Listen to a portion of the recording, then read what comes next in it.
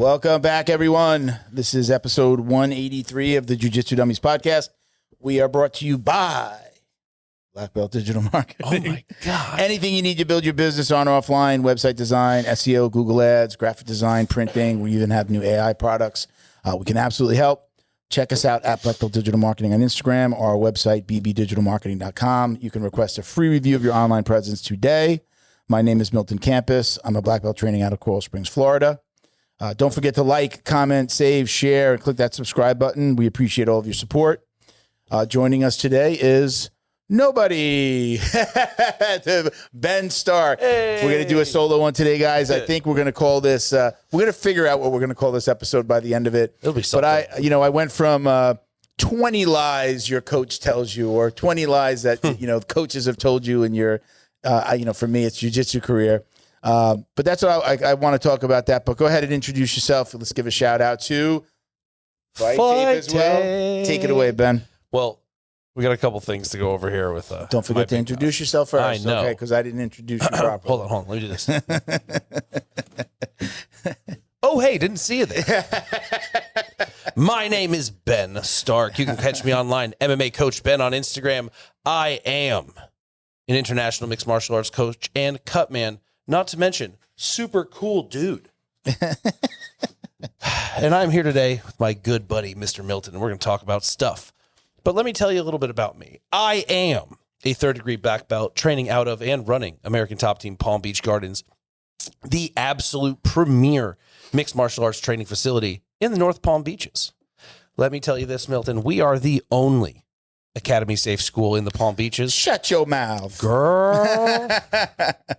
And we take that with great pride. I love it. I tell everyone, we had a dad bringing his daughter. We had some teenage girls. We had a couple new guys. And it's in my introduction at this point. And you know who loves it? Parents and women. Yeah. The most. Yeah. I've had a parent be like, oh, we have appointments to try some other. We're good. Yeah. You're the only one in the county? The only one. And they love it. And it's fabulous. And we love being Academy Safe.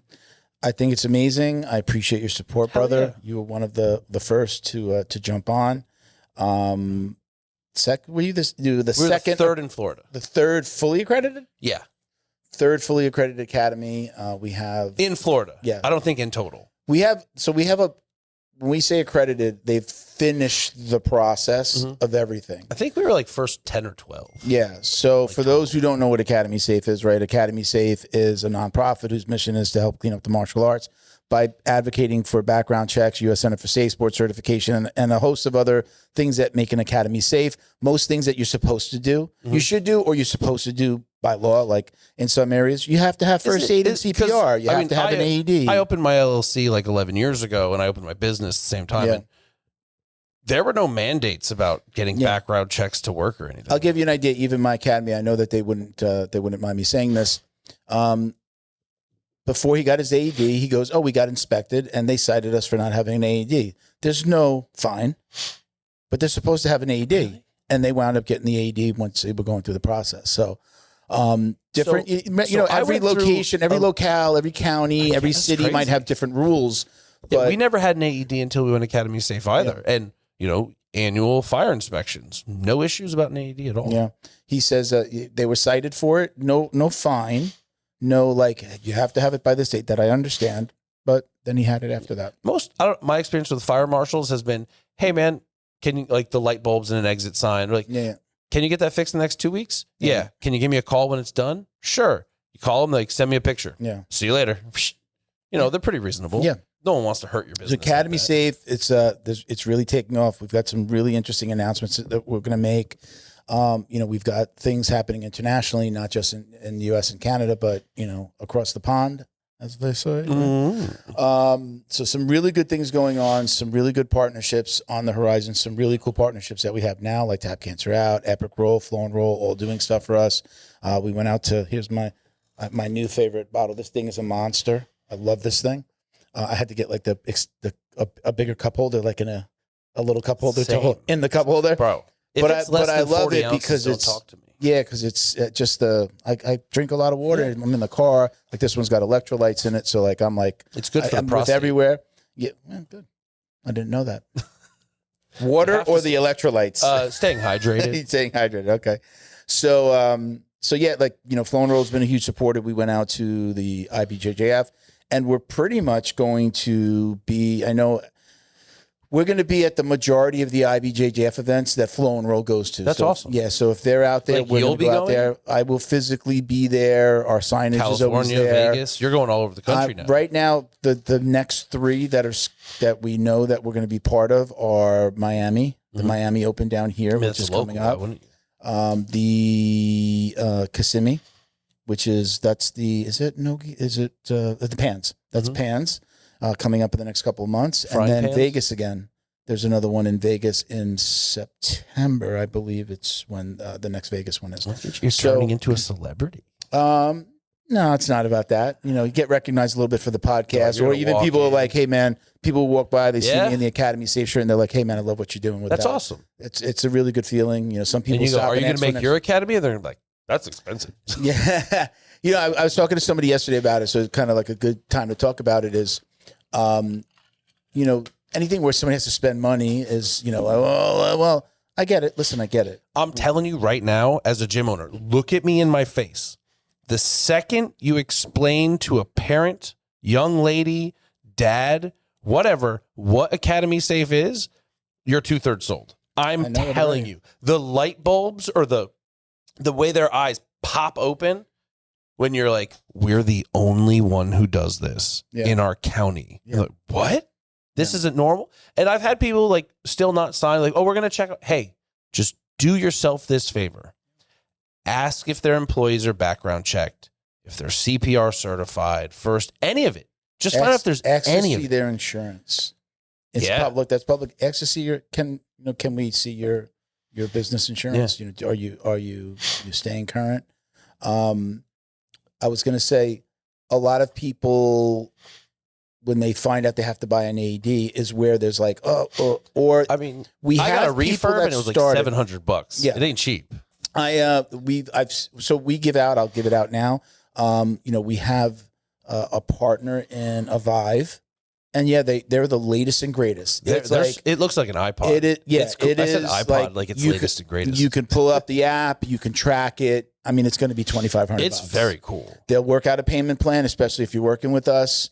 There might be some discounts available, but we have had that problem. Like, that's a lot of money, even if you break up the payments. And I think my gym got it for $550 with the pads, with the extra pads. Now they got it refurbished from ADmarket.com. That's where I got mine. Yeah. I give that out to everybody. My gym, it was just coincidence that one of the gym owners, his wife, I think volunteers at their church. They bought an AD for the church. When she found out he was looking for an AD, she says, "Oh, we just got one. Here's the link." He bought it and made it real easy. And then, like, if you put it on a card, I don't know if they have like points if you don't know Klarna, and like those shopping, those applications or companies that will give you credit. Like when you're checking out, you can say use Klarna if you have an account, or you can apply right there. I'm using Klarna as an example. I don't even know what I've never Klarna used is. them. It's basically like credit for a purchase. Like, you could just do it right there, and you're making the payments. They're going to let you check out. You're going to buy it, and then you're paying. I would think that it might go with like a Care Credit credit card. Like I had a Care Credit account when I had some major tooth surgery. Yeah. It was like a lot, so we had to take it out. But it is a health oriented thing. You might be able to get your AED with that. They have like way lower than normal rates because it's medical. I don't know about credit. that. Maybe that. I'm just saying it's a maybe. I don't know. Might be able to look into that. So I was going to say, the thing is, we say we have I think we have 3 fully accredited academies in Florida, but we have tons more that have signed up that are just going through the process. Great. So we're checking your How many- certifications and helping you get certified. And then when you have everything and all of your coaches have everything, we're accrediting you. We send you stickers. We send you your shirt, your coffee mug. You can start putting them up on the walls. And those talk about it. stickers are gold. I did I have a flag design getting done. Now the flag design, one of the reasons why we're like a little apprehensive about just letting people use the logo everywhere is because, right, you could be using the logo when you're not accredited with us anymore. Or, hey, but I passed the background checks, but you didn't do everything. So I'm going to give the flag to like a handful of people like I know you. and my gym, so we can be take pictures and be proud of it, and it's my home gym. But for pretty much, we're telling people use the accreditation with the dates on it, because that's when you're accredited, and then like if you you've have got your annual fee. I find that one way more valuable. So like I like having the Academy Safe logo because we can use it for the IKF banners and stuff. Yeah. Cool. But having like we are accredited as of this date to this date, like this is kept up with. Because if you just throw the Academy Safe logo up there, it could be forever. You could have been accredited 5 years ago. That's and have a that's what we want to be careful with. That year to year. Yeah, and I think, like you said, I'm seeing and hearing the same thing. People talk. They like I had people come in to do a tour, or they came in for their free week or their free session, and as soon as we mention it, the light bulb goes off, because they're like, "Oh, nobody's ever told." That's a thing. Yeah, nobody's ever told me about that. Yeah, I mean, that is a thing. That is right, especially for women and children, for them to be comfortable. Most of the time, mom and dad are coming in, or mom's coming in with little Johnny. He's getting bullied in school. I want to find something for him to do. I want him to know how to take care of himself. They're not thinking about that. The main thing they usually ask is, how much does it cost and what time are the classes? Bro, like I've had a rash of just like, hey, man, you do training? How much? Yeah. You want to come in? Not let us know how. Well, then you probably weren't all that interested. Yeah. You don't even want to try it? Yeah, but and you don't want, that's a tire kicker. We call that a tire kicker. And you don't necessarily want somebody who's just going to judge things on cost. Is it a hole in the wall academy and that they just do jiu-jitsu and they could do great jiu-jitsu? Or, hey, I have jiu-jitsu. We have MMA. We've got some weights over here. You can come work out. We've got fitness. We've got kids, adults, teens. You start explaining it, and it's just like, okay, there's value here, right? So, anytime somebody asks me, I'll give them a range. It ranges from this to that. Well, I don't think you have ranges, but like in my industry for marketing, 12 options. I say we've got a range. It goes from, I'll give you my lowest price up to my biggest price, and everything in the middle. We can customize something for you. You need to get the ball rolling and find out what you need. We do a free assessment, right? So at least in the marketing world, we do that. But anytime somebody's just judging, you wouldn't go to you wouldn't go to somebody who sells a bunch of different cars. Like, go to a dealership and they represent different brands. How much does a car cost? Well, what kind of car do you want? I don't know. Just tell me about a car. How much does a car cost? Is it a freaking Hyundai or a Ferrari or that Porsche in the back? Like, come on, give me something. Those are usually not going to be the best clients. Just like some people, like for us at least, they put in a lead form to get a call. Yeah, we give them a call. A lot of people don't pick it up. It's a strange number. They call back a couple minutes later. And like, oh, were you looking for martial arts? And they're like, yeah. Like, great. What can I help you with? Yeah. What do you do? Well, we do a lot of, you break it down. What are you looking for? I don't know what any of those are. I got a little trick for you. When you're calling them back, is that a landline or is it all your cell phone? Oh, they call me back. But so the initial call would come from my marketing company. Is it coming from a cell phone? Yeah. It's all to your cell phone? Yeah. Okay. Right to my pocket. I used to have a landline, but I'm like, I'm missing so much stuff. I'm just going to give you, you might know this trick. It's not even a trick. It's just a thing like I know on an iPhone. If I'm going to call somebody, I'm going to call somebody back, text them first. It'll tell them on that side when they get the text, like we believe it's this person. Like, it'll put the name or the business, and it'll say like, looks like, I forget exactly how it says, but it says it might be Milton Campis, right? So that when you call them, it doesn't come up as spam, or now it also shows that name, that possible name. So like, hey, I think you can even say like, hey, this is Ben. It reads the text and then puts Ben into the, like it says, it looks like this is Ben. Maybe you know the person, right? So just doing that. And when you call, I know on my phone, I get tons of spam. So almost every call that I get is just like that. I'm like, all right, I pick it up 99.9% of the time. It's spam. Somebody has my cell phone number. I was going to mention in the beginning, so that's a little trick with that. I was going to mention in the beginning, I'm actually thinking about the AI that we use for our phone receptionist for Academy Safe and for Black Belt. I can use it as my personal. So I started to set it up for my personal, because I get so many just spam calls, because my cell phone number has been, for 2 decades, I've always used it. That's the first number when I start a business. It's on registrations. It's out there. It's on old stuff. I might have asked for a quote. But even on your personal line, you can put on the D&D list. Yeah, it doesn't really. They don't. If they have to like follow the law and do it. We built a betting site for somebody one time. So we gambling or like Yeah, betting? like betting tips. Oh, okay. Like betting tips. Like it used to be like, but I it's thought kind of like you meant as somebody's fitted broker. sheets and like No, like you would like blankets. their broker. Like you'd call up the Yeah, your yeah. guy, you'd be like, hey, hey Ben, What's the a line good on bet? this Yeah, Sunday? yeah. What do I got today? What am I Yeah. betting on? And if you gave me a tip, I'm supposed to give you a percentage. If you gave me a tip that worked out, I give you a percentage. Oh, like that guy from the UFC that was also a coach and would bet on or against his own fighters based on their injuries. something like that. Probably not that exactly guy's like going that. to jail. So I went on other betting sites and did some requests to see the flow so that we understood kind of what he needed more for the website. I still get, that was 20 years ago. I still get. Have you unsubscribed? I always do the like reported as junk. Just the phone numbers out there, and then they call you from 10 different numbers. So what I'm doing now is setting up the AI for my personal, and it's after a certain amount of rings. If I don't pick it up, the AI will pick it up. So I'm going to try that and see how it works for me personally. It's kind of like to scrub some of the calls because I don't want to change my phone number, but that might be next. Have you ever called someone with like Google Voice? Yeah, it's like you've called their Google. Can you say your name? Yeah, and then it's like, hey, do you want to talk to Ben? Yeah. Which is really cool. Yeah. I have a Google Voice number for the Academy Safe. So it actually, when they call there's a number for the AI, but there's a number, our number. Our number goes to Google Voice, and then it just immediately forwards to the AI, and then the AI picks up. And its job is to get name, email, phone number, right? If it's a lead, answer questions. It'll answer questions as well. It pulls info from the website. We can program it with prompts. Does it tell people it's AI? I do, because I want people to be like, hey, that's AI. It's a product we sell. So I say, I think on the black belt one, I have it say. I'm going to call your number when I get out here. I want to see what it's like. Yeah, talk to it. Ask it questions. I believe on the black belt one, I have it saying, hi, I've used all martial arts women's names. I believe the one for black belt is Rose. I like Rose Namajunas. I think it's Rose. We had Rhonda for Academy Safe, Ronda Rousey. So I Honda Housey. Oh, Honda Housey. Honda Housey.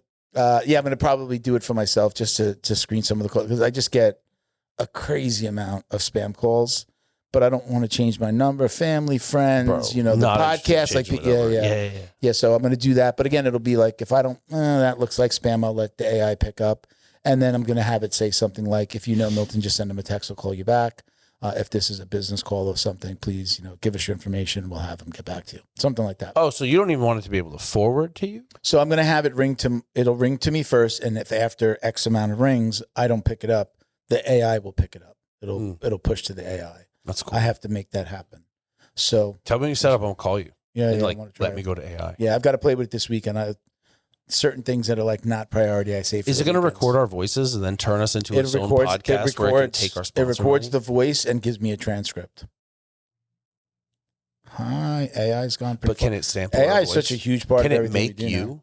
You know what I'm saying? What's that? Can it answer the phone as you? Just because we're not there yet, probably. Oh well, you know what? I think there are some out there that you can record your voice. There is actually. I see a lot of commercials for like people record themselves. Before AI really blew up, I actually did a meeting with a guy. I was just like, we record, you say, read 1 minute worth of stuff, read anything, and we'll get enough words that we could then create any video. Before AI really blew up, that's probably a year or two ago. Instagram profiles, or the hot AI girl that you can't quite tell, those things? They needed video of you. They needed video of you talking, and then I could just create a video of Ben saying whatever I wanted it to say. That's dangerous. That was a couple years ago. Before this, that was they can prior. Do that now. Yeah. Oh yeah. Now it's. I've seen movie trailers that are oh, this is a real movie. Nah. Do you see the guy? There's one I get all the time on YouTube where the guy's his arm's on fire. He goes, "This is AI," and his arm's on fire. And then the screen opens up, and he's just talking, but then it's a woman talking, and it's a gladiator talking. He's like, "This is AI. I'm AI." It's all him talking, but it changes the face. The whole thing changes. It's crazy. Catfishing is going to go to a whole new level. Oh man, I think about that shit all the time. Being in the dating game, you must be terrified. Not really. No, not on the market like that anymore, Ben. I'll tell you later. Valid. Oh, unbelievable. Not on the market. Maybe we're not as good of friends as I thought. Jeez. Some things I'm big on you jinx things when you tell too many people. Oh yeah. So with relationships, I don't I mean, not that I'm like It's nobody's business what you're doing. Yeah, I keep that shit to myself. But the fans want to know. Nobody wants to know. Welcome to our new segment. Let's date Milton. Don't do that.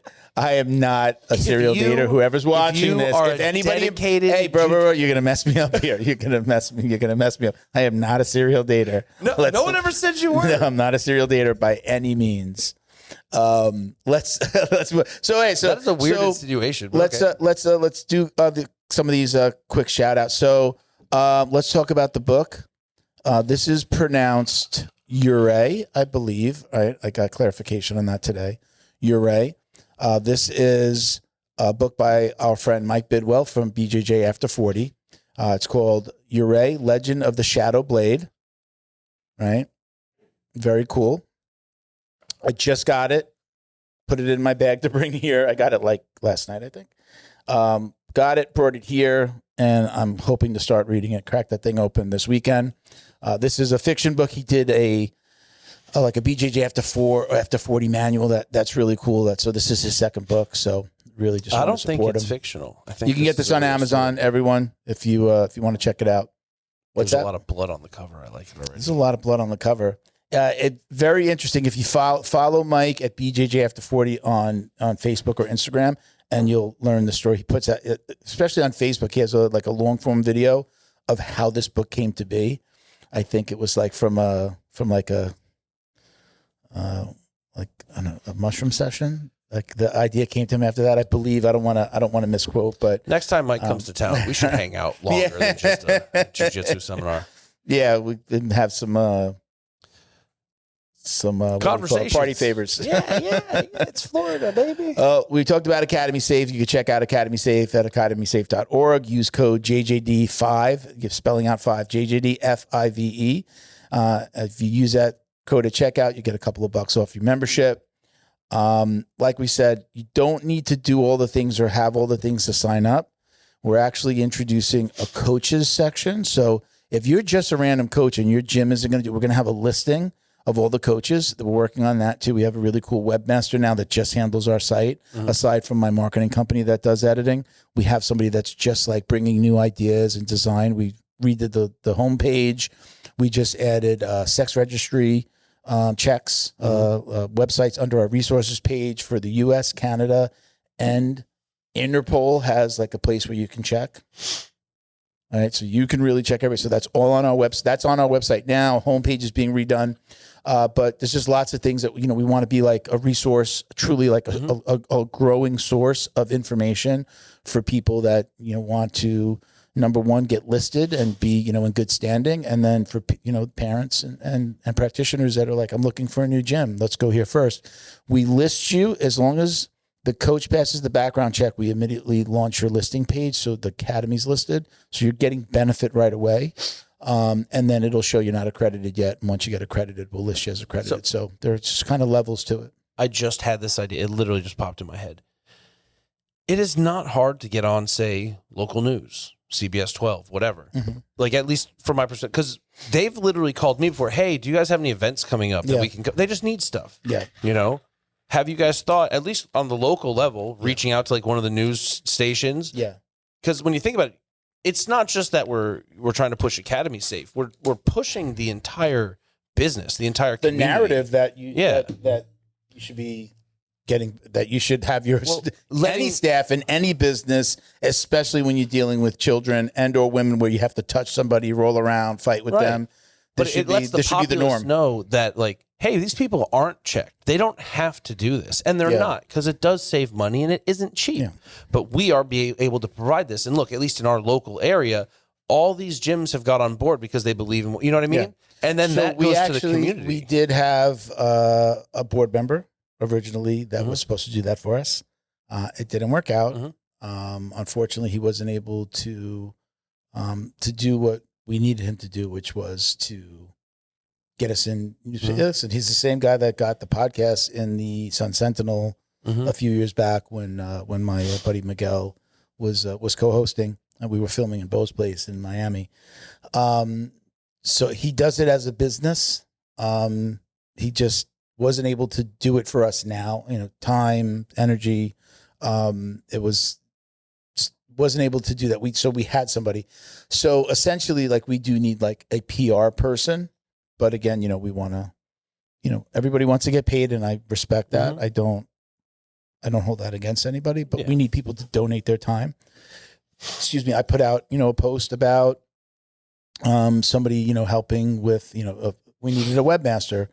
And we got a former police officer up in the Chicago area that's built his own website, is familiar with WordPress. He's done a great job, and he's been bringing lots of ideas to the table. So, I mean, that's what we need. It's like people believing in the idea, in the concept, in the fact that, the martial arts needs to be cleaned up.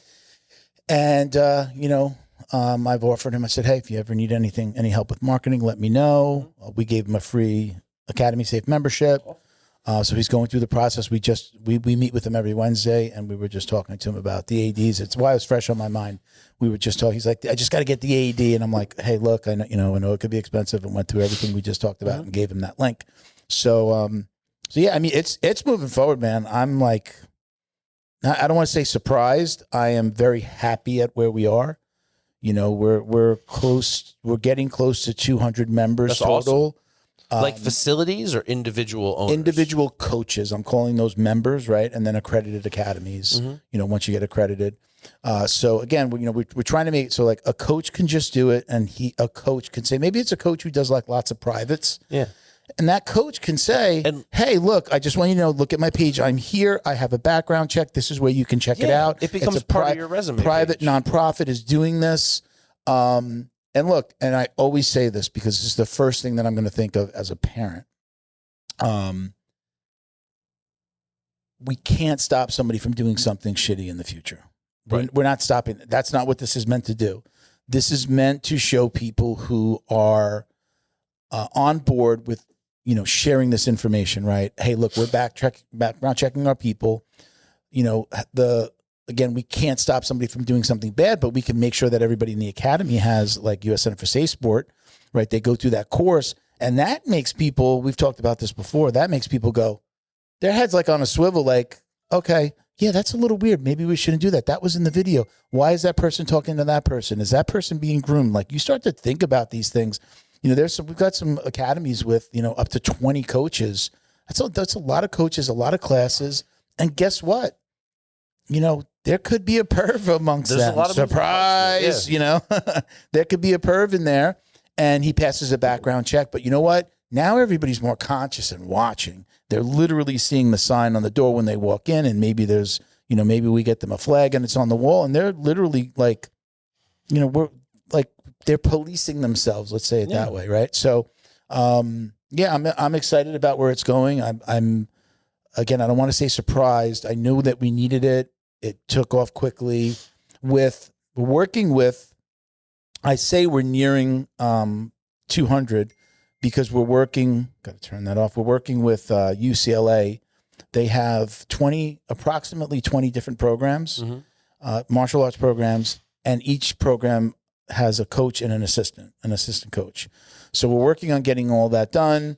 There were things that happened with, like, the government cutting UCLA off for funding. There was like a little bit of battle there. I didn't know that. Yeah, there was some things in the news about funding being cut. So they had to backtrack a little bit, and other things became priority. But we're still working with the director over there, and he just emailed us. I told him, one of the things was just time. With everything that's changed there, there's a shift in his time and his priorities. And I said, look, just have your coaches call us. We've got everything that we need. We just have to, like, get their okay on certain information that they are okay with sharing with us. Name, address, phone number. Yeah. They do background checks. They do Center for Safe Sport. They do U.S. Center for Safe Sport certification already. So much of it's done. So we figured out, how do we get that information on? How do we collab and so on? So when I say close to 200, we've got the spreadsheet.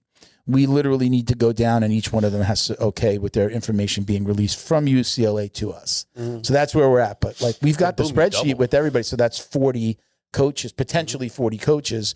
And there's going to be a handful that just don't do it, or somebody that's just like, well, I only help out here. I don't coach anywhere else. Yeah. We offered them, hey, look, if you're a coach or an owner, you'll get it through UCLA here, and we'll give it to you free for your academy. We'll start an academy page for you. If you want to get accredited, you got to put through the rest of your academy, but we're going to list you. And now you have a free membership as long as you're with UCLA, and we have this agreement with them. So, I mean, again, so we're nearing 200, and it's exciting to see. That's awesome. You know, I see the numbers every day. So very cool. Let me do these last couple of shout outs. So again, you know, we've got Mike Bidwell's new book. Check it out on Amazon.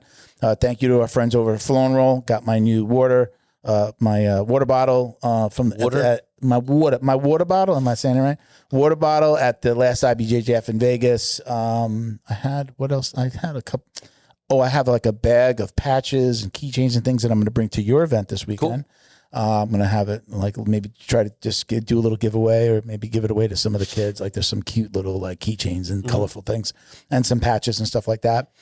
But Flow and Roll is hands down the best custom gi and no-gi gear in the business. You can visit them on Instagram at flow_roll. Excuse me, at flow_n_roll. Check out the custom designs they've created for academies and competitors all across the country.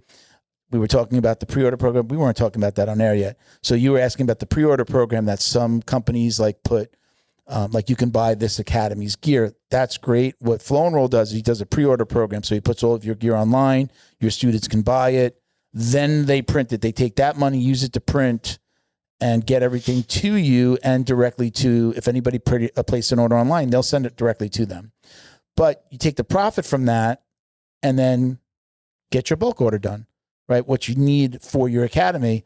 So you're not laying out money for the entire order. You're laying out a little bit of money for the artwork, whatever he charges. I think, honestly, it's like under $500. Now your stuff's online. You send all your students to order from there. You still get the profit. He either sends you a check, or now you take that and you place that towards your larger bulk order for the stuff you're going to get. And again, he ships everything directly to the to the students. And now you have gear in your academy. So that's his pre-order program. It's available. If you go to his site, you can see who's got a pre-order program. But your question was like, does he keep the link up for the academy?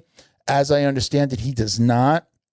What he does is that academy might go, hey, 6 months later, say, hey, we're ready for another order. Same artwork, same gis. We like everything the way it is. We don't have to change anything. Turn it back on. I'm going to start sending my students there again. Gotcha. Now I'll do my next bulk order. I ran out of stuff in my academy, or I'm all out of A3s. I'm all out of belts. I'm all out of this.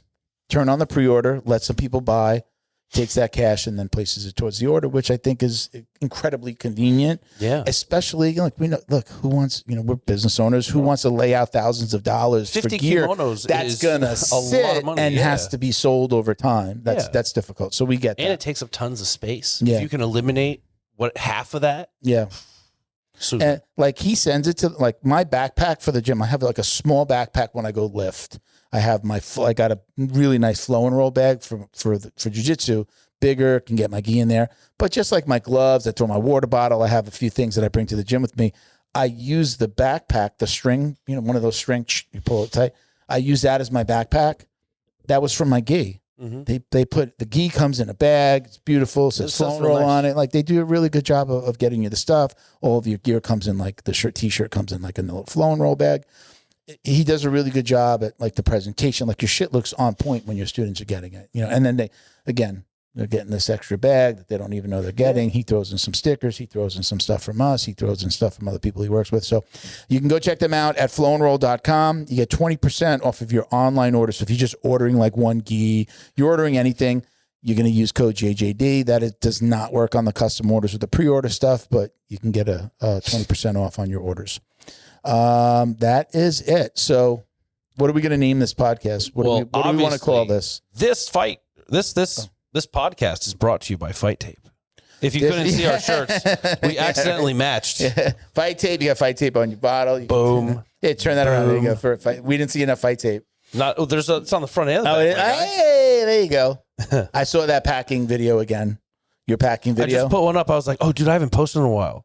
But it's the same one. It's reposted the old one? Another one. You did another one? I've done like 5 or 10 of them. Yeah. I'm watching it, and I know you sped it up, and I'm like, man, he could do this so much faster if he just took a stack of tape. You're like, but then it's too fast. No, right. You have to go one at a time. That's what the people want to see. I just think it's funny. I'm like, I'm going to bust his balls about, hey, why are you just putting one roll of tape? I think people really like the sound. Dunk, dunk, yeah, dunk, it's the dunk, that MS. What is that? MS ASMR kind of feel to it. Yeah, it does that. The crinkling of paper. Yeah, it has it, and you get a lot of views on those, right? I haven't had one blow up, Yeah. but I've had a couple decent views on them. By the way, I was going to say your guys. Not only, I mean, I don't know if somebody's helping some of your students out with their social media as well, but they do a really good job there. Like the brain rot stuff? The kid that's gonna fight. I just saw a video. It's like his first amateur fight. Yeah. What's his name? Kurt. So who's the other guy? The guy with the dreads? Corey. He's fighting in 2 weeks. But they both do a really good job at getting social media out there. Are they doing it with the guy? I was approached by a guy named, I believe it's Alex. Is definitely his real name, but I think his last name is pronounced like Mercado. Okay. He's a videographer. Okay. And he's like, he just reached out to me. He's like, hey man, I've been doing this for a long time, but I was just doing work. I want to do something I enjoy.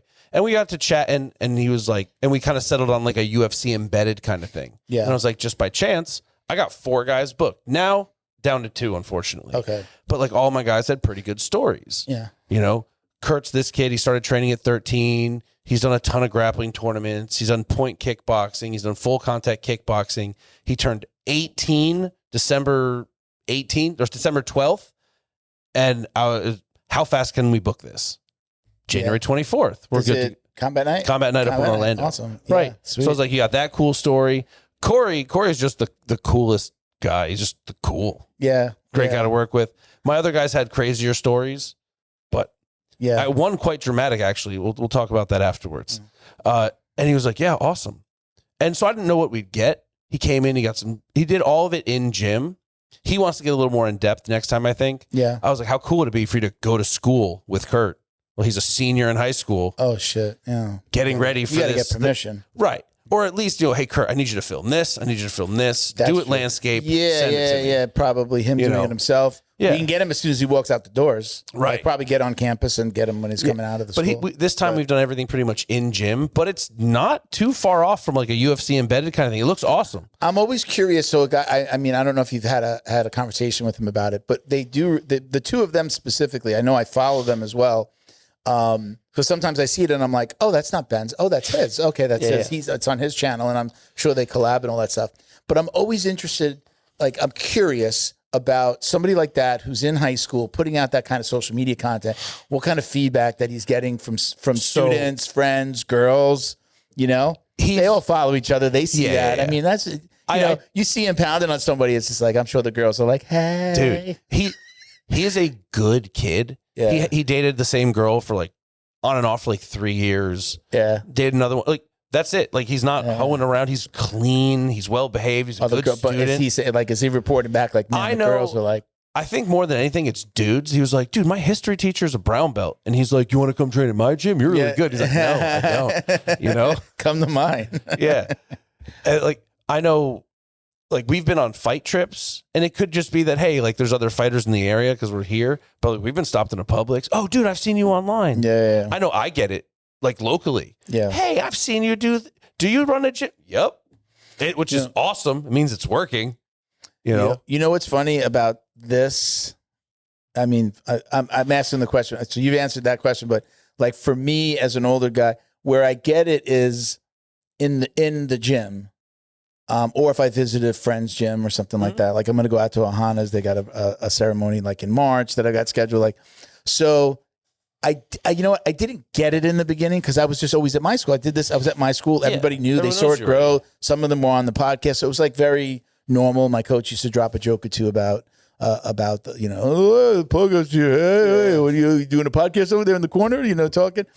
And watch what you say, media's in. So like I've had it happen a couple of times in my school where I see them looking at me, even like parents, I feel like they're looking at me trying to figure out where they know me from, or they know me, but want to say something and don't. Yeah. And then I've had like parents or somebody come up to me, that person that I saw looking at me one day, and then they come up to me and I'm just thinking they're looking at me. I'm like, all right, they're looking at me. They're looking at tons of people. They're watching the class. And then they'll come up to me and be like, hey, man, I really love the podcast. And I'm like, oh, okay. So he did recognize me from that. Only now. And I've had a parent and a student do that in the last couple of weeks where somebody asked me, it was really cool. The guy was just asked, he's like, hey, man, I watched the podcast. He's like, what was the, why did you start it? Or what was the, tell me, give me the story of like how this started. Why'd you do it? And, to explain, I just did it for fun. I was working for another company, had nothing to do with anything else that I was doing like it does now where, it's kind of like commingled, meshed with everything else that I do just by sheer coincidence. So again, I see somebody looking at me and then I'm like, then they come up to me.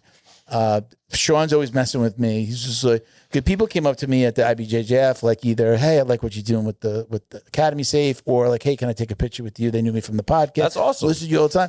But Sean gives it to me hard. He's like, oh, you're famous now. And I'm like, nah. I mean, he's like 2 or 3 people coming up to you. It's no big deal. I've had 2 of my guys that have been in my gym for 6, 8, 10 months. Yeah. Come up and be like, hey, I watched that show you're on. It's a good show. Yeah. Are we embarrassed about that? Yeah. And I had one new person. I don't like to fanboy too much. Yeah. When I was in Vegas, Danaher was sitting in like one of those plastic lawn chairs, like just the regular seated chairs, He was in front of like the main podium. There was a kids podium on one side, and then there was the adults podium.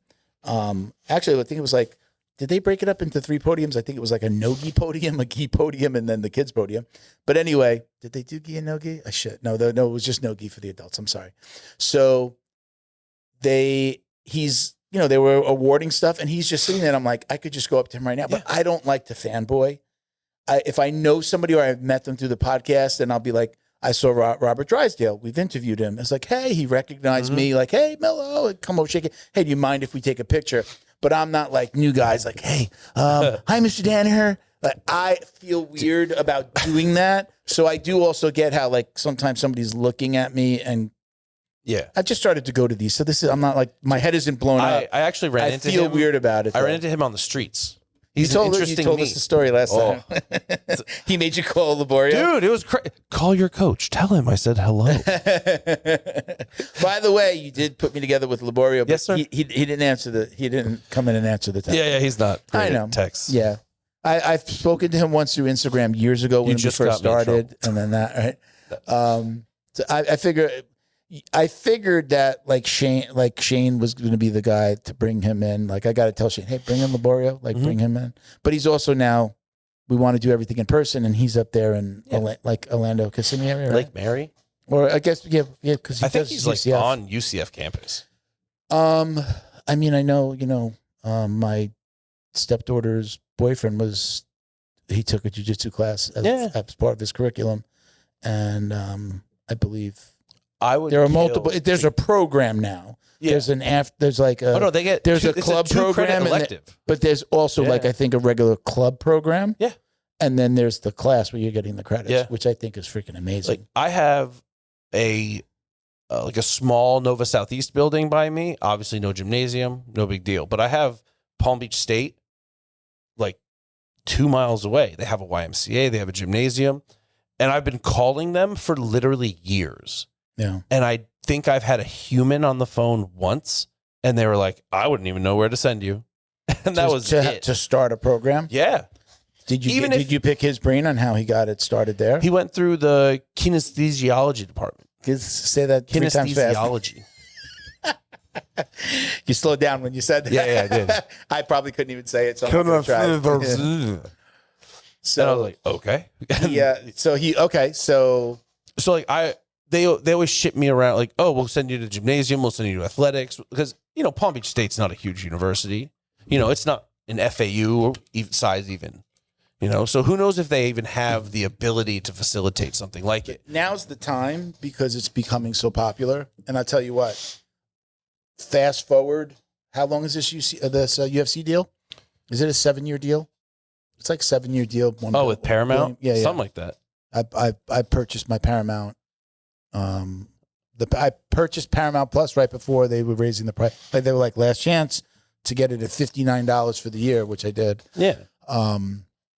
But I'm going to tell you something, and I'll tell you why. As an academy owner, you work hard to build trust with your students, their parents, and your community. But trust isn't something you claim, it's something you prove and earn. That's where Academy Safe comes in. We help academies like yours stand out with verified safety standards. Background checks for all staff, U.S. Center for Safe Sport certification, concussion training, defibrillators on site, CPR, first aid and AED certification, security cameras, rank and lineage checks, and verification of business insurance. Join the trusted martial arts registry that's redefining safety throughout North America. Lead by example. Show parents you're accredited with Academy Safe. Special thank you to the crew over at Flow and Roll for all their support. Flow and Roll is renowned for their incredible no-gi rash guards, shorts, and leggings. Flow and Roll has quickly become the premier custom apparel provider for academies big and small throughout the United States. Reach out today to discuss your custom order and ask about their incredible pre-order program. You can send an email to flowandroll@gmail.com or visit their Instagram at flow_n_roll and shoot them a direct message. And yes, they can create an awesome custom gi for your academy as well. Visit flowandroll.com to check out their awesome designs, and remember, you'll get 20% off your purchase of t-shirts, rash guards, or gis with code JJD.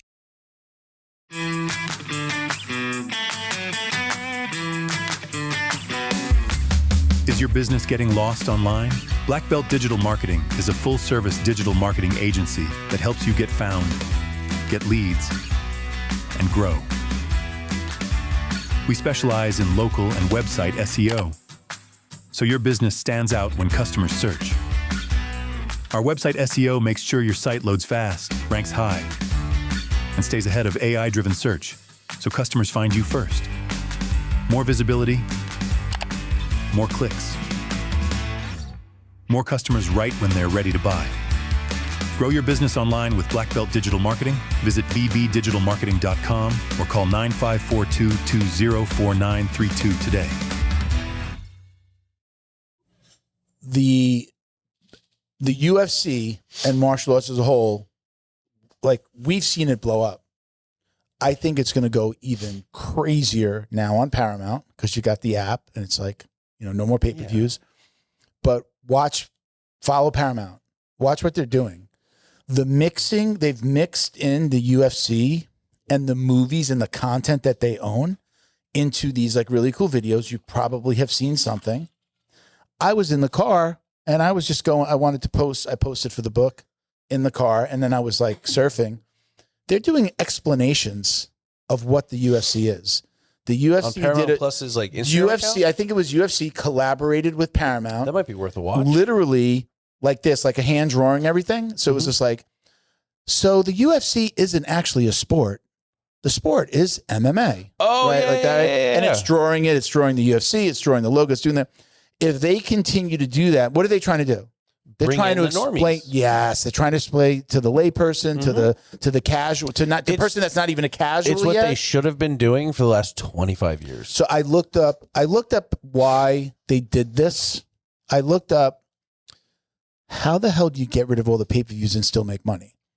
I was with my dad and my brother-in-law at my dad's patio, and we were talking about it, and I was just like, we're like, I wonder why, and we're wonder, and I'm like, let's ask Gemini. And I got on AI and I started asking it why and how and what they did.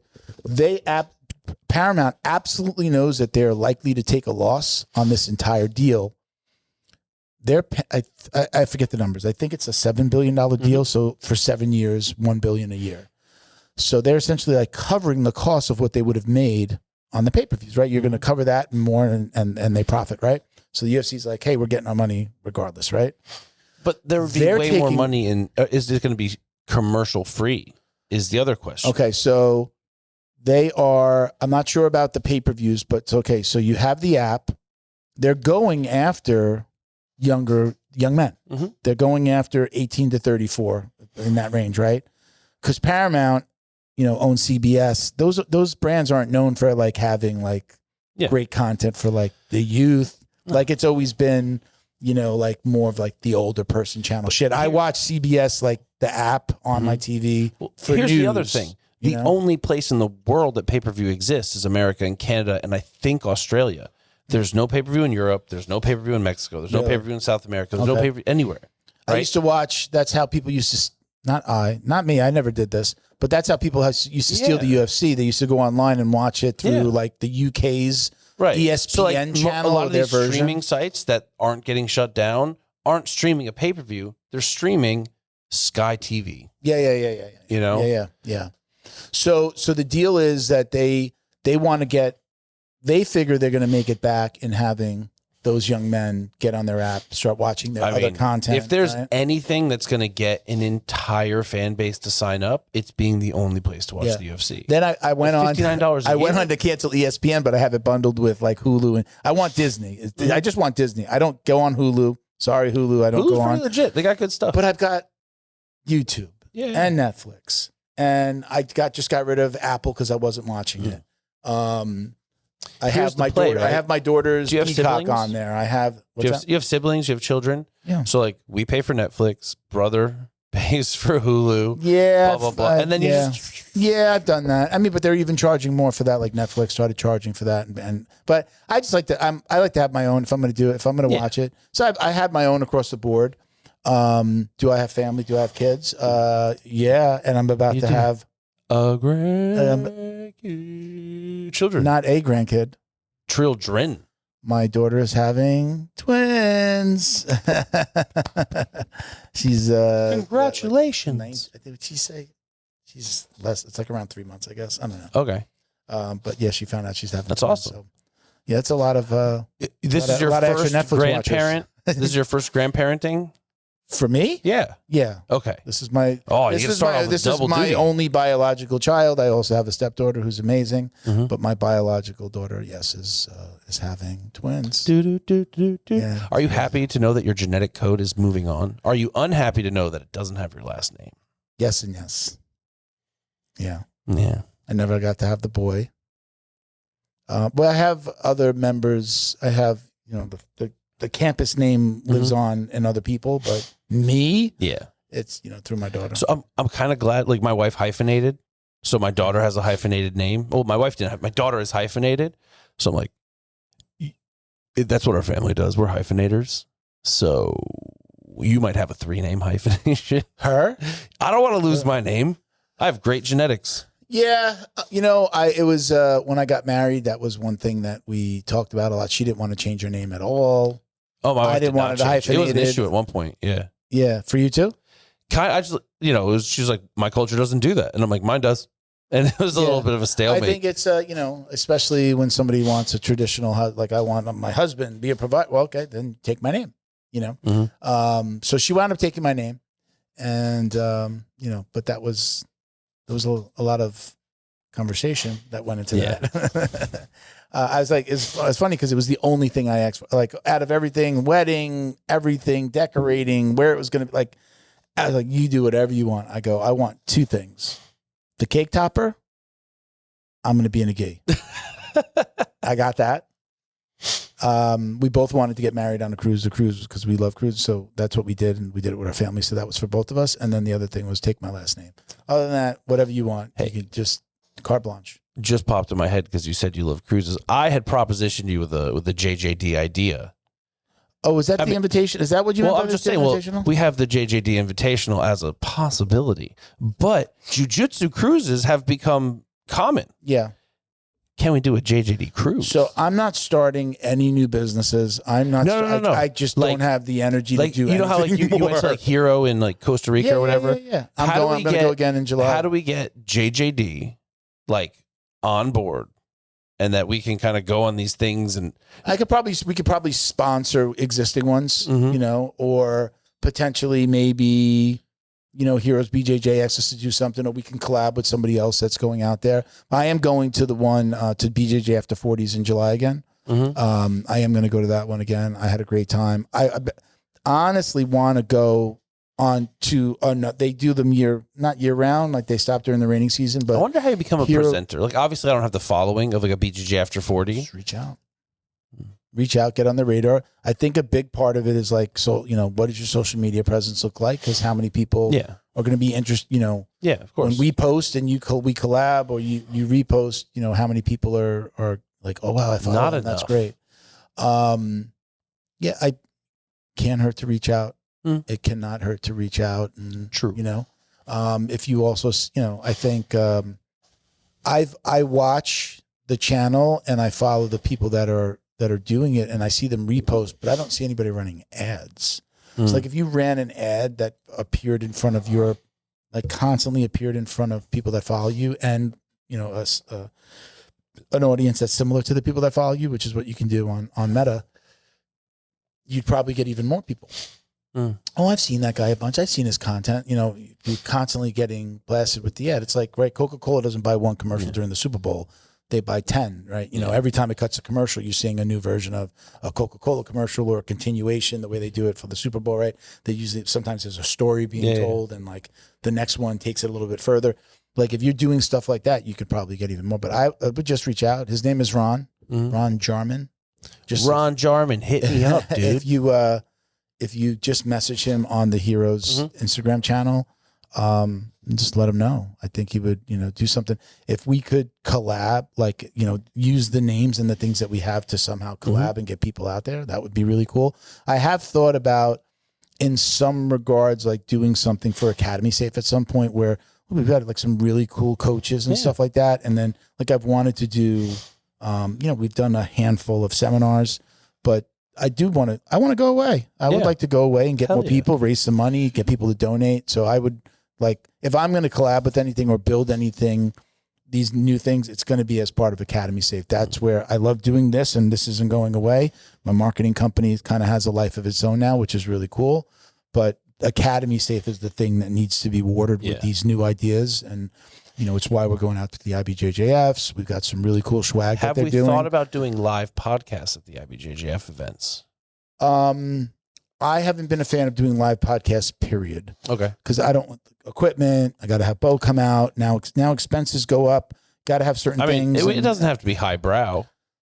A set of lapel mics and an iPhone. So we're going to be shooting content at the Florida events, but Bo's going to come out and just film content. Us talking to people and me interviewing accredited academies, gym owners, members, things like that. Getting some people to be like, hey, you know who we are? Have you heard of Academy Safe? You know, just maybe do some fun stuff. We're going to be shooting that, but that's a little bit easier than, you know, having to worry about sound. The biggest part I know from Bo, like filming, it's, you know, we've all got a freaking high resolution camera in our pocket. Like Bo's going to be filming with his iPhone with a little, a little thing, gyro thing. Yeah. He's got a little thing. You put the phone in and he has the remote, the wireless lapel mic. He has that stuff. So we're going to be doing that. But sometimes, you know, a full podcast with sound and then somebody comes running over and somebody says something. I know the mics are pretty good and don't pick up a lot of background sound, but that's a big part of it. I haven't been interested in it because I want to go to these events and I want to like interact. Yeah. It's, you know, getting the content's great, but I want to interact. I've been asked to do it a million times. I'm just thinking my thought would be like especially going to IBJJF events, PANS, and some of these bigger events, you get the chance to run into Cobrinha, Danaher, and get them on camera. They were all there in Vegas. Get them on camera, get them talking. And then if for nothing else, everybody benefits off name recognition and like real farming. There's I don't want to say their name on air because we're actually working with a competitor, but there was a company that did a really, really good job and has put out some really good content from that event that I was at where they were like, hey, gi or no gi? And they were interviewing them, but it's for a totally different product. It has nothing to do with gi or no gi. It was for a different product, but they got everybody in. Eddie Bravo did one. I think they might have got Cobrinha. Yeah, I saw a ton. There's a ton of them.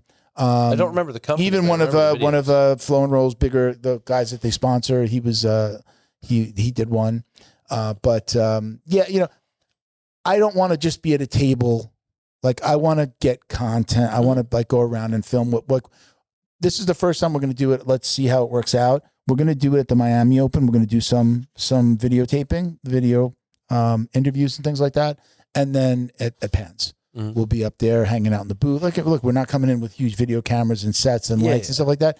But that's part of it too, is if we're going to do that at an IBJJF, they're going to want us to pay, you know, for a space where right now he's fully disclosed to them. Like, hey, all we're doing is we're just hanging out. I'm, you know, can pay to get in, while I'm watching the events and I'm just hanging out talking to people. That's all I'm doing right now. Now, everybody's got a phone. Again, Bo's going to come with his phone and record, and we get to talk to people. There was a million people doing that. They don't have to get a permit or a table or what have you. And it's IBJJF content as well. You're talking about the event. So we'll be there. We're just going. We're going to go hang out and talk to people that we know. That's really all it is. Cool. So again, similar to what we're going to be doing at the Patriot Games on the 31st. I'm not even sure what exactly we're going to do that day. I mean, we're going to get some content. Definitely going to help out. We'll have Ish Lopez is going to come on to the podcast. We moved it up early in the day so that we can get down there on Friday and help them set up. And then the next day, my beauty sleep time. Then the next day is an event, right? No, it's right after. We finish Friday. at 1 and we drive to Halliday. Yeah, but I think there's also something on Saturday though. I only know about Friday. Yeah, I don't know if I'm doing both days. I've got to get more details, but the seminar stack will be down here for the Patriot Games, and they'll be set up. We'll see what I don't know what we're gonna put together for Academy, but I have the whole setup now. I have the tablecloth, runner, signage. Go out my computer, got flyers, things to give out. So that's gonna be fun. But yeah, again, I have considered, like, we've been asked many times to do the podcast at an event. I've been asked to commentate. We were asked to commentate for Beach Jiu-Jitsu, and I'm like, that's not what I do. It is what I do. If you're running an event and you need an amazing combat sports commentator, hit me up. Like, I laid that up for you. Like, that was on purpose. Knock it out. So, okay, let's get into a little bit. We're not going to do 20 of them because we don't have time. We've got maybe like another half hour here. So I reached out to you and I said, we're going to do a solo podcast. Let's do like 20 lies that your coach tells you. I don't know if there's a better name for it. If we were like to name the episode, we've talked about so much other stuff, but these are things I was told when I started jiu-jitsu that I found out were complete bullshit. That's a long name, but that's basically what we're talking about. I got number one. You got number one? Go. Strength does not matter. Yeah. He's about the technique. Biggest bullshit. So that was my number 2. Don't use too much strength. I wouldn't tell a tall guy not to use his length and his legs. And like, that's an attribute. Yeah. It's, one of the things I'm doing right now is I am working out more than I ever have before because I'm getting older and weaker, and these kids are getting younger and stronger. Yeah, buddy. And I'm like, how many times the guys just like, oh my, Jesus Christ, you're strong. Like in the middle of, Jesus Christ, you're strong. Like, you need to up your dose, big dog. I think it's utter BS. I do believe in learn. So like when you're working with somebody working on the technique, the idea they're trying to convey is it shouldn't be necessary to be strong to be successful. You could be technical and be very successful even if you're not the strongest guy. But realistically, if you're strong, it's way easier. Yeah. It's way easier. Yeah. Yes. I can, it's like the joke that it's a diss when somebody says, man, like after a roll, wow, you were really strong. Yeah. Which usually means like you're just strong, you're a freaking lunkhead or whatever. Yeah, you're just throttling dudes. Yeah, and you have no technique. I mean, that's the joke. I'm pretty damn strong, and I throttle people, but I'm doing it technically, and no one's like, you're so strong. They're like, how did you choke me like that? Yeah. Like, yeah. I mean, I feel like I'm hard. I feel like I'm hard to move. You look like you'd be hard to move. I'm no offense. Pretty hard to move. I'm pretty hard. Gained a little bit. I'm right now. I mean, I weighed myself this morning. I'm 233 right now. I want to be like 225 and under. Do you know how much I weigh right now? How much do you weigh? I'm 260 after the holidays. holidays. You really? Yeah, Jesus. Huge. How much did you gain after the holidays? Only like 10 pounds, honestly. Okay. I've been stuck at 250 forever. I've weighed. See, like, weighing yourself in the morning and weighing yourself at the end of the day after you've eaten after a meal is like silly because that weight is in your belly, right? The only time to weigh yourself is in the morning after a poop before breakfast. Butt naked. That's it. Yeah. Butt naked. That's your true weight. I'll usually, before I even eat anything, I'll weigh myself in the morning. I weigh myself just about every morning, just kind of get an idea. I know if I don't eat a late meal, I'm going to either maintain or maybe lose a little bit. But I was in the afternoon the other day, I was 237. I'm like, yeah, don't weigh yourself in the afternoon again. And I've been waking up 235 to 233, 233 today. But like, I also go through, like a cheat day. I'll do kind of a cheat week, but not bad. Like that would sound worse than it is. Like I bought a dozen bagels, and I've had 1 or 2 bagels every day since last week.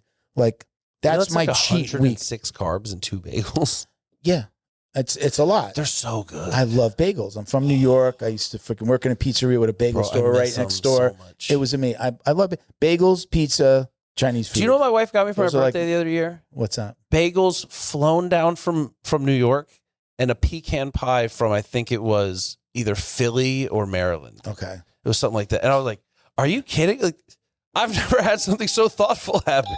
You have a great wife. Oh, she's awesome.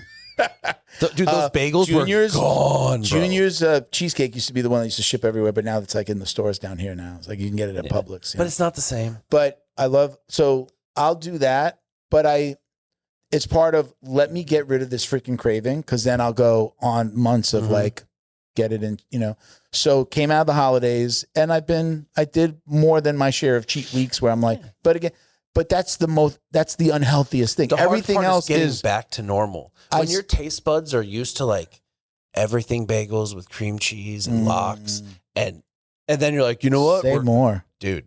And then you're like, we're back. 3 eggs poached, 200 grams spinach, mixed vegetable. It sucks. Just about everything that I buy is, I'd say it's the healthiest version. Even my junk food, I'm getting the healthiest version of the junk food, if you want to call it that. Have you seen that company that's remade the candies with like almost 0 sugar? Like Swedish fish, gummy bears, jelly beans. You know what? I love coconut. I love like coconut with like chocolate. So there's some like Whole Foods has some that are like that. Has a really dark chocolate. It's good. But what I get, and again, it may not be the perfect thing, but I'm getting the healthier version of just getting an almond joy. I love coconut. I get bars? the Atkins. Okay. Atkins, it's like very low sugar content, but they have an Atkins bar. It's a nice little. But when I have a meal, no matter what my meal is, I need a little something sweet after. I can literally take a glass of apple juice. It's so sweet, like something like I need sweet. Don't know why. It's coffee, something sweet to drink, or a little snack after a meal. I get the healthiest versions of all of that. It's always from Whole Foods. The juice in my fridge right now is from Whole Foods, or it's like organic green wise from Publix, things like that. You got to get off juice. Juice is, you might as well drink a soda, but that's beside the point.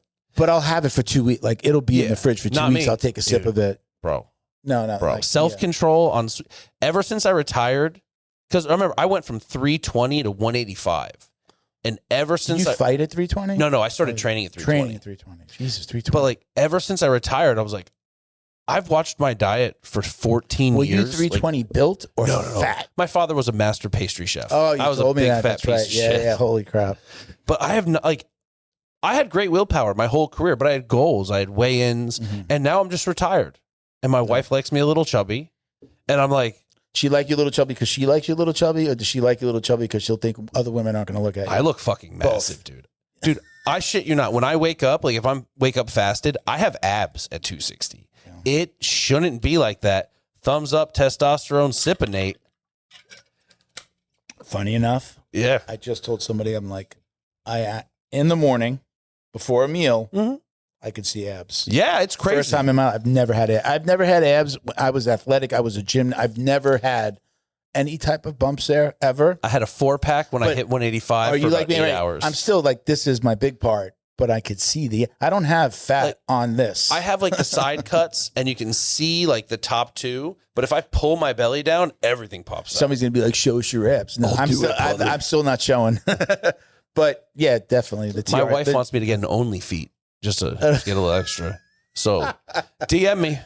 I'm always going to eat the healthiest versions of even the junk food. Like I found this is good. I found a dark chocolate pistachio cup. So it's like pistachio butter. Chocolate pistachio. Think of a Reese's ice cream, or no, a cup. Like think of a Reese's Pieces. Replace the peanut butter with pistachio butter and sprinkle like pistachio on top of the dark chocolate. It comes like that? Yeah. It comes like that ready to go, or you're making that?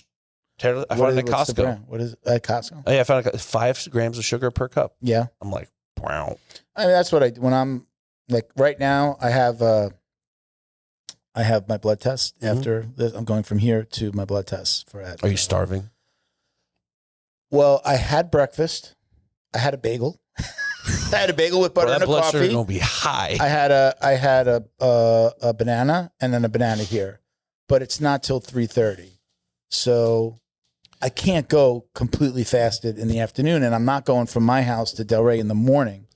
I mean, blood tests are supposed to be 12 hours fasted at least. But not for the TRT. They don't care. But they're doing other things, so they'll tell me like, "Did you fast because your blood sugar's high?" Like, no, I'm not fasting for your test. I'll fast for my test at Quest around the corner from me at 9. You know, that's at 9 a.m. But I can't fast from the night before till I get to you guys at 3 because since I always do the blood test after the podcast every 2 months because it's another 25 minutes in traffic. Sometimes a half hour. Hard. It just dawned on me. We done one thing the coaches tell us. What's that? We did one bullshit thing the coach tells us. So we won't name the episode. We won't name the episode. But like again, this is stuff that like I never heard. Yeah. Like when I got into jiu-jitsu, nobody was talking about like TRT wasn't as big. It was around, but it was called Bola Dao. It was called Acai and Jesus is what they used to call it. And I didn't know remember vitamins I and heard minerals? that. You know how it's time. You know how long years I heard people say acai and Jesus, and I never blinked an eye. I didn't know what that was. You know who told Miguel, my old co-host Miguel? I think I am. Like I think he might have said it, and he goes, "You know what that means?" And I go, "No, I've heard it all the time." He's just like, "That means they're they're injecting something." Yeah. So they would call the guys that were juiced up Bola Dao, and they'd be like, "Oh, Bola Dao, big boy." You know, is that Bola Dao? Is Bola, big boy? I don't know exactly what it means, but it meant you were on juice. Somebody comment on this YouTube video. But it was here. It's surprisingly close to another Portuguese word, which is not currently acceptable in modern society. Which it just starts with a V. Oh, okay. I mean, I don't know what that means. Bola Dao, Via Dao, Via Dao. Oh, okay. A softer gentleman. Yeah, okay. Oh, all right. Gay. You could say gay. Yes. You can't say the F word.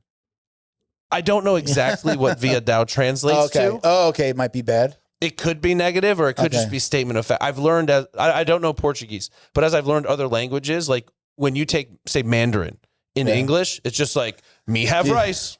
You know what's funny? You just said, you don't speak Portuguese. You do an incredible accent. Do you, I have him pinned on on our main page on Jiu-Jitsu Dummies. Check out the video. I forget his name. Renato Laranja? No, he's like from Massachusetts. He just does. The bald guy? Yeah. He's unbelievable. He does a great. He's so good. I still go to. He's definitely Brazilian. Go to Jiu-Jitsu Dummies on Instagram.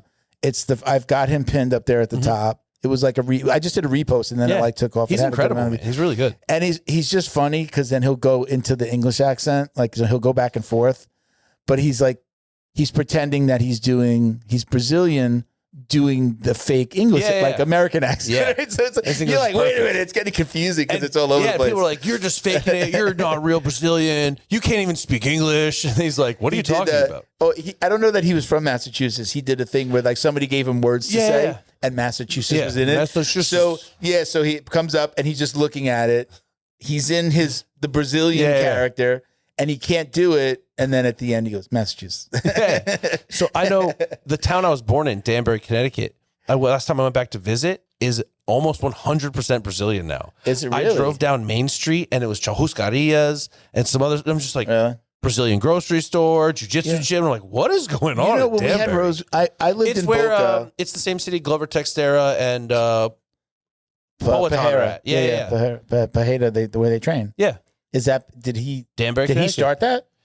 Glover Textera opened a school there. There had already been an American. He was like training in his garage on his driveway. I don't know if he opened a school after that. I don't know if he had a school, but he had training. Yeah, it was like they did like a UFC thing. He was training at home for literally his garage was a gym, and then it was like him and his guys training in the driveway. Texera was out in California for a long time. I think he settled in Connecticut. So from what I understand, when he first moved to Connecticut, he was like, because he fought for ATT too. He kind of teamed up with ATT Danbury, and then I think they separated into their own buildings or they merged. I don't know. All right, I know that they did like one of those UFC embedded kind of things, and it was at his house, and they were just like.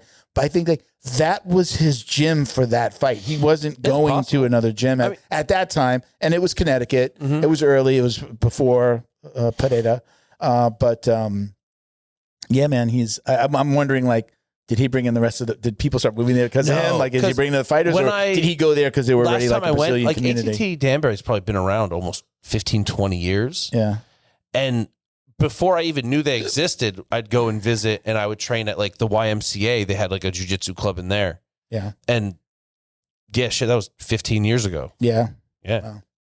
So he's what were we saying about? Oh, that guy with the it's funny. That guy His with accent's the accent. perfect. It's fantastic. It's really, really good. And I think he's like a blue. I think he's a blue belt. And I'm If he's not Brazilian, his coach beats him up. I wonder. I guess I wonder how. Like, what came first, the chicken or the egg? Did he start training and he started doing this? Is he Brazilian? He could be Brazilian. But he doesn't he doesn't sound like he's from Brazil. He's American-born Brazilian, most likely. Yeah, probably. Right. Yeah. That's fine. He's really good. He does. His accent's fantastic. The character's great. A lot of these guys, I see them blow up and then like they wind fizzle. up. Then all of a sudden, no, they wind up like doing stand-up comedy and stuff, and like, but they really just got their start from like doing stupid shit on social. The first one. Are you familiar with Katie Nolan? No, I might have to see her. I found her. I think she's beautiful. She's funny. She did her own YouTube channel and she would do like sports, but she was hilarious. Yeah.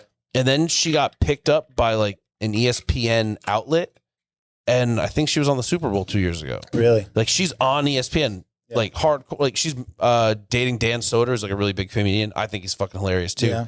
And I'm like, oh shit, I was a fan of this girl when she had 1,000 followers, and now she's literally like on the biggest sports show that you can get on.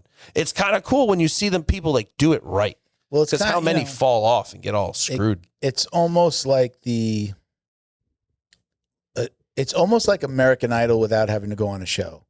Like if you get online and you do like you're auditioning for your followers, right? And if you blow up and people enjoy it, all of a sudden you get these opportunities between sponsors and then just opportunities to do other things. Think about like right now it's I Am Speed. He was a video game streamer, and then like his streams, I guess, of him hanging out with his friends and bullshit and got popular. And now like he was at Yakao Training Center training with Sanchai. Oh, you're and then talking about that kid that he wants to race everybody? Yeah, Speed. black kid. They call him Speed. Yeah, now. Yeah. Like, yeah. He's everywhere. Yeah, he's on the Beast games. He does stuff with Mr. Beast and all that stuff. Yeah, he's huge. You know, I was telling everybody that I was going to audition. Millions of dollars. They're like OF girls that don't have to be, OF girls. I told my whole family I was going to do do an audition video for the second season of the Beast Games that came out, and I talked to Bo about it. I was just like, let's figure out where to film and do it, and I never did it. I never did. This one is I think it's strength versus like smarts or something. I forget how they call it. Did you watch the first season of the Beast Games? Never. It's actually it was really good. It was kind of like Squid Games ish. Yes, kind of like influenced by that, but it's just lots of games, some strength, some intelligence, and they did a $5 million grand prize, and then they let these guys flip towards the end of the entire show. They were like, anybody wants to flip this coin? I think like if it's heads, you're off the show. Tails, I throw in another $5 million. Oh, but. There was a guy near the end of the show, and they were like, does anybody want to do it? And a guy grabs the coin. And they were like, you really want to do this? And, they drag it out. Bro. He flips it. He gets whatever, tails, oh my God. And Mr. Beast is like, this is my personal. I have to throw in $5 million. I mean, he's fucking loaded. Super loaded. He's like, he had to throw in the $5 million, and so it was a $10 million jackpot that one person won. That's awesome. One person won, and the guy that wound up winning was like, he was on there to bring attention to like he has a son who has like a very rare disease. Things like one of those diseases, like he's not going to live like a full life. He's like, I want to take this and like and try to find ways to help my son like travel and find alternative medicine, but also bring attention to it. I haven't seen him, but he did win $10 million. I mean, probably 5 after the government takes their piece, but still freaking, that was crazy. Those are like, Speed was, I think, on some of those. Either he's on their channel, he's on the Beast channel. I don't know if he was on that series, but I think like he's part of this season too. They have all of these, even like Logan Paul, the older brother who's Logan Paul. Yeah. He's friends with Beast, and like they've done a bunch of like I wound up like going like taking a deep dive into the Beast channel and watching all this stuff. And it's like all these famous online personalities videos ever. doing competitions for money. It's always, about some big grand prize. Have you seen the one where they do, well, there's, again, if you haven't watched the channel, like they put two people in like basically like a bunker for like a month and make them do stupid shit. And they do they get sick of each other? Does anybody quit? They give them really bad food. You can take somebody to the pot and buy like a really good meal or a better bed or crazy shit. And fucking people that get through this would make. If you could pick your partner, like if I could pick my best friend, easy. Yeah, they don't let you pick. But if they're like, we're just going to put you in there with literally your antithesis of a human being. Random person. Oh. I think it was like random. The one that I watched, I believe that they were random. They would either random and you or choke them in their sleep. They'll pick people from other episodes. They'll pick people from other stuff. And then they were in another show together. Oh, this guy won this Beast Games. This guy did this. And then they put them, because of their personalities, they put them in stuff. If we're talking about online stuff, this really, are you familiar with like Aiden Ross, Brand Risk? I know the name Aiden Ross, but I don't know. He was a streamer, kind of like I Am Speed. Did he get himself into a lot of trouble? I don't know, but I know he runs a boxing show. A boxing show? And it's like influencers boxing. One of my old students is boxing on their thing this weekend. Okay. And I'm just want to say, you guys can clip this. Aiden Ross, I will fight an influencer. I am now an influencer technically, right? We have a podcast, it goes international. How many downloads are we talking? Million, right? Million plus? Yeah. I am now an influencer. Theoretically. Yeah, I've never seen his face. I just Googled him. Yeah. He's a guy who got famous off streaming. He's done a ton. I actually worked as a cut man for his first Brand Risk show in Miami. Really? Yeah. So it's local. It's here. Let him know. Hey, I worked for you once. I'm an influencer now. Right, let's get to another one. So this was that was your number one with that we went off on a huge tangent. So this is my favorite thing. This is one of the first things my first coach said to me. And I'm going to say, if you were a coach saying this to any new white belt or any new student, don't say this, because you say this and it actually means the exact opposite of what you're saying. So when I went in it was a family friend, and within the first day, because thought he was like going to try to have to convince me like to come back and do jiu-jitsu. Meanwhile, I fell in love with it, but no politics. Every single gym that I've ever been to, anybody that I've ever met at some point will say, hey, listen, man, we don't get into the politics here. Meaning not politics, government politics, the politics of the whole jiu-jitsu gym, MMA gym. This guy doesn't like this guy. This guy used to be a student. He opened a gym. Like, meaning complete bullshit. I've never heard, I've seen people, we don't get in the politics. I've never been in a room where someone's like, we don't do politics. Yeah. Are the politics like, Jimmy got charged with this at that school, or the politics like we're not friends with so and so. We don't like that. Yeah, I don't get along with this guy. That guy that kid used to come here, so I don't want you going to that gym because he's over there and he's going to say bad things and he's going to shit on us. That whole thing, I think it's complete bullshit because there's politics everywhere. Yeah. There's how bad does it get, and how bad do certain things blow up? Okay. There's always a certain level. Yeah, of that could be funny. You're a podcast company. There's a guy that does podcasts, he's your podcast host for your company. Mm-hmm. I don't know why he's calling me out of the blue. But as soon as somebody says no, listen, we don't get into all the drama here. Then there's drama. There's immediately, that there's drama. There's no, it wouldn't be on your radar. If there was truly no politics, you wouldn't even think to say it. That being said, to a newbie that knows nothing about jiu-jitsu, why would they even? I've had that happen at every gym, even when I moved up a little bit. It's always like no politics, but they either say but, or you find stuff out and oh, that's why he said no politics, because he doesn't like the guy across the street. Funny, at my old school, no one likes the guy didn't like the coach at another school that was kind of up the road and across the street, which is the gym I'm at now. Different owner. It wasn't these owners that I'm there, but he literally, I knew somebody that trained there, and he said something. He was like, "Oh, I don't really like that guy." I prefer you don't go over there. They didn't like each other. I'm like, all right. So I respected that, and I didn't really until I started the podcast. I didn't really go to any other gym. If I was at a gym, I was at that gym. And I just kind of knew they don't like it. Why am I going to listen? I respect that. If, I work at Burger King, eat Burger King. If I'm at McDonald's, eat McDonald's, shit. If I'm in my McDonald's uniform and I go across the street to Burger King, it's like, You're a kinda meme now. shitty, right? Yeah. Yeah, you know, it's just like I get that concept of like, but you know, as I got in further into jiu-jitsu, what I understood was it wasn't, that's not they were saying. They were trying to, at least the kind of, my next one is about like traveling, going to other gyms, which I feel kind of goes into the no politics thing. They want to tell you which gyms not to go to because they don't want you to go to any gym. Like most coaches, back when I started, I know it's different now. Cross training is a big thing. But part of that no politics was also that they didn't want you going to train anywhere else because they feel like they might lose you. You go to another gym and you're just like, wow, this is way better than my gym. Then that coach loses you. So that whole thing of like, they'd say no politics, then you find out they don't like this guy, or they'd be like, no politics, but you know, I really don't like this guy. So I know you got a buddy over there or this and that. I think those two things are tied, and it really just comes down to they don't want to lose a student. Fair enough. I get it, but that's not the route that you take. At least that's the way it was back in the day. One of the things they used to, kind of like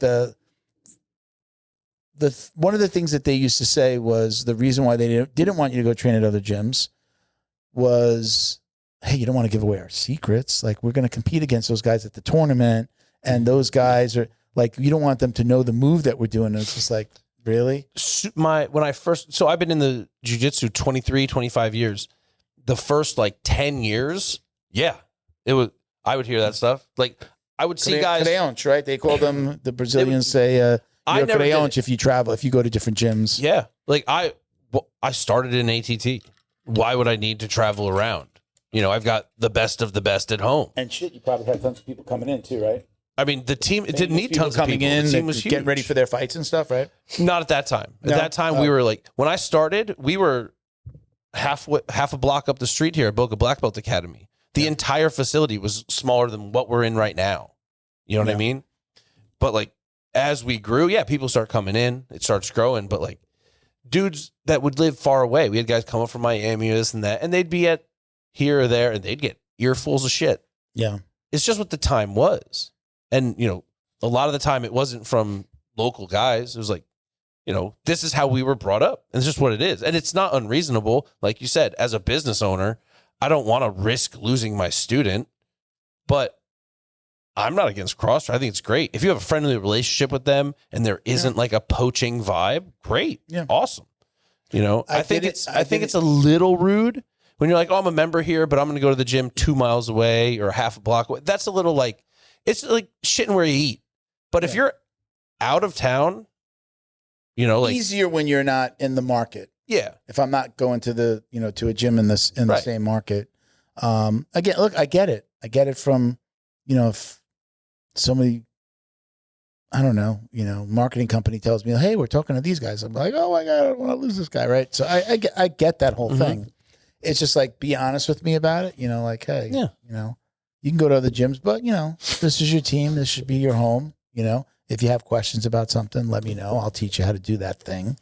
But it's, I mean, easier said than done, I guess. Yeah, of course. But I think that was one of the, again, we started with no politics, but again, a lot of it like immediately tied into like, oh, we don't get along with that gym and we don't want to see you there. You know, like no politics, but do whatever you want, but don't go there. Like, you know, it's like, oh, those two things were kind of tied together. And I mean, now if I hear somebody say no politics, I'm just like, the tea is coming, girl. Yeah. Go ahead. I'm waiting for you to say, but, and then it's like, if you really find out the drama, I do. Again, one of the big things, I've never heard it at my school because there's definitely like, there's so many black belts and, you know, people trained in other places that you hear the gossip and it's kind of like funny. There's a certain level of maturity also that comes along with it. And you're like, I've been doing this for so long. Yeah. This is the place that shows I'm going to visit my buddy over there. Whatever. But, you know, when you're white and blue belt, maybe to purple, like, I know, again, I just didn't feel comfortable. Yeah. Didn't really have a need. We had a gym that we would go to their open mat. They would come to ours. We went as a team. Yeah. So I was going to get looks and feels from other gyms and other people doing different things.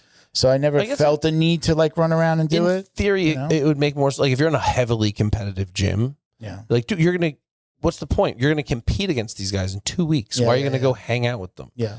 But some people also can't separate competition and friendship, etc. I don't know. I don't know. I think jiu-jitsu is different than like wrestling. Wrestling is just so known for the Wrestling is wrestlers just all like, hating each we're other. Banging, well, but also like we're banging Jiu-jitsu is heads. just like, hey, we're gonna freaking fight, and then hey, let's hug it out, and then all of a sudden you see him at the next tournament, and then you guys are buddies. Maybe you like wind up training it. I see it a lot. It's like, hey, how'd you meet that guy? Oh man, me and that guy, we had a we had a white match. belt. We had a match. This and dude and that. choked me out. Yeah. It's like, but like, man, got me. Like, yeah. good job, you got me. You know, That's also nice. culture because like I've seen teams like I had a 12-year-old.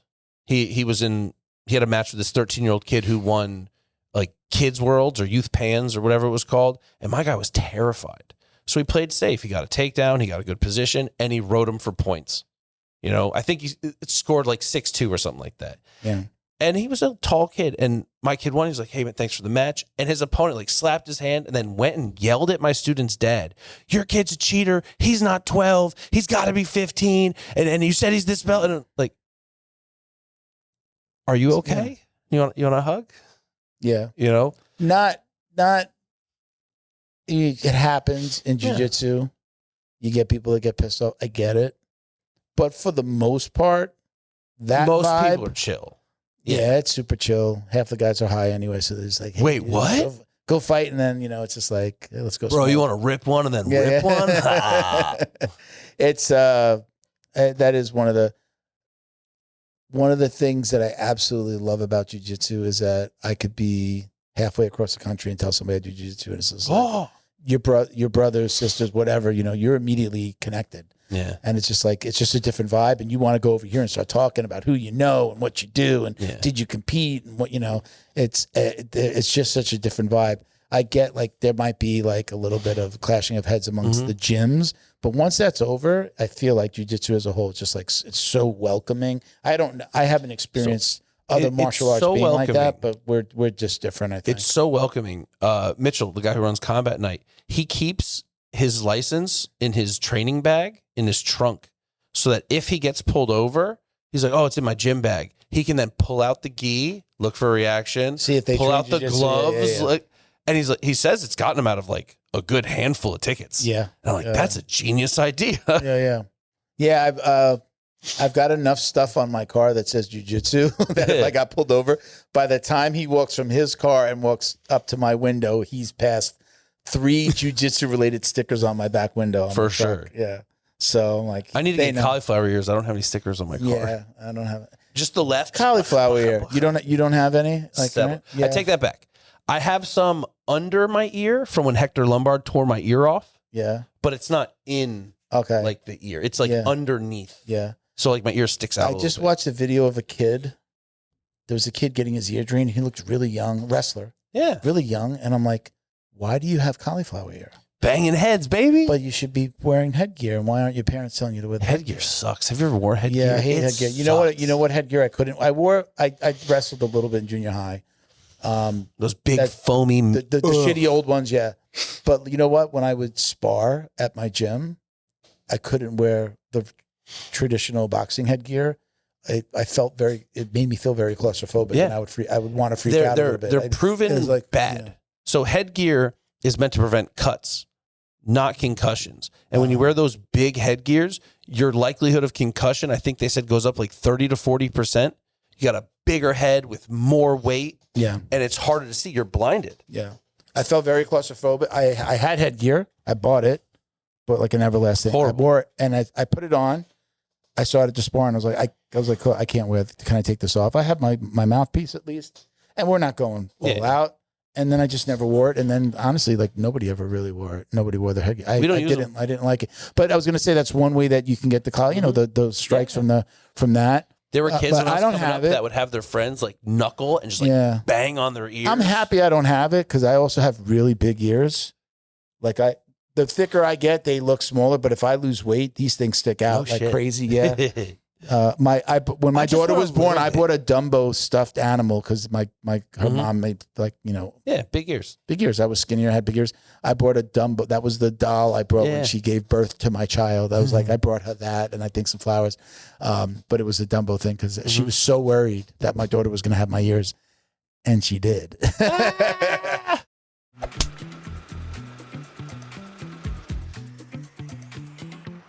Hey fellow Jiu-Jitsu dummies, think about this. How well do you know the people who are training your kids? Does your academy run background checks on all staff members, not just the owner? That's why there's Academy Safe.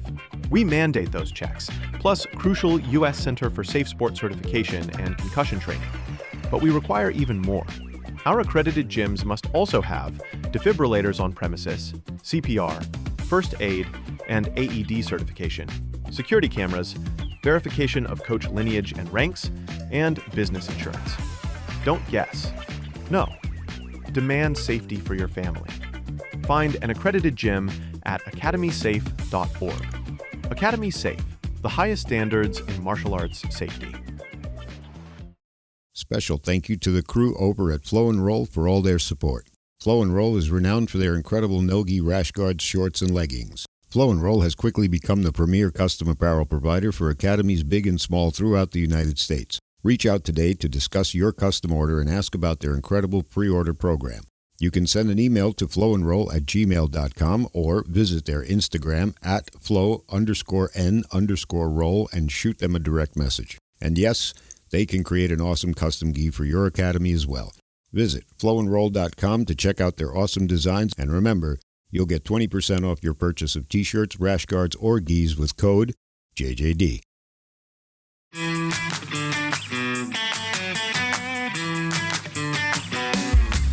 Is your business getting lost online?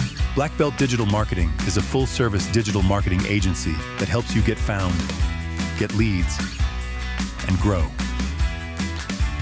We specialize in local and website SEO, so your business stands out when customers search. Our website SEO makes sure your site loads fast, ranks high, and stays ahead of AI-driven search, so customers find you first. More visibility, more clicks, more customers right when they're ready to buy. Grow your business online with Black Belt Digital Marketing. Visit bbdigitalmarketing.com or call 9542-204932 today. All right, we got to wrap it up. So that wasn't the 20 things that Not at all. At all. We talked about a lot of stuff, but appreciate you as always. You want to give one last shout out and let's throw up Fight Tape.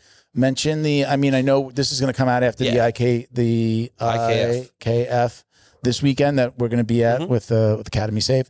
But go ahead and do your thing. Well, first and foremost, for all my jiu-jitseros out there, my combat sports competitors, if you are looking for the absolute best in sports tape and gauze, let me suggest to you Fight Tape. You can find it fighttape.us as a website and as our Instagram handle. Get yours. Get it today. Don't be a nerd. Get good athletic tape. ATT Palm Beach Gardens. My Lord. ATTPBG on Instagram. Yes, sir. The best gym in North Palm Beach. .us. Yes, sir. Is the website, and the Instagram handle is sir. .us. You gotta remember and this. Hey, we do white labeling now. So if you need it, That's a great idea. How'd you get that idea? You said it. All right, so Leo Optics. Shout out to Leo Optics. They keep us in the best bamboo sunglasses in the world. They are the go-to brand for sunglasses and apparel featuring these unique bamboo sunglasses, which have the really cool little red stripe. You can get your colored belt on here if you'll get them like this with the red stripe, but you can request your colored belt. If I you rock like. their metal frame aviators at Legoland. Yeah. Awesome. Very cool. Look good. Visit leooptics.com. You can use code JJD to get 10% off your order, and they're supporters of Academy Safe as well. That's it. Don't forget, it's Ure. I had to X for the I thought it was Yuri. It's Ure, like Ray. Ure of the Shadow from Mike Blade. Bidwell on Amazon. And again, it is Ure, Legend of the Shadow Blade, like my friend just said. Mike Bidwell from BJJ After 40. Give them a follow on Instagram and Facebook as well. You can check us out at Jiu-Jitsu Dummies for all the ways to watch, listen, and support. I don't know if I'm going to update my personal IG from Uncle Milty to like Grandpa Milty. I don't know what these kids are going to call me yet. Like my dad the grandkids call him Papa. Mm-hmm. My daughter we used to say Grandpa, and she said Papa, and that became Papa. I don't know. Is your dad like that one. Yeah. Okay. Yeah, I can't take it from him. I don't think, but can I be a Papa? I don't know. You would be the but would he be like Big Papa? I don't know. I love it when they call me Big Papa. I don't know. So I'm Uncle Milty BJJ on Instagram. You can check me out there. Thank you for watching and listening, everybody. We appreciate you guys. Peace, love, jiu-jitsu. Peace.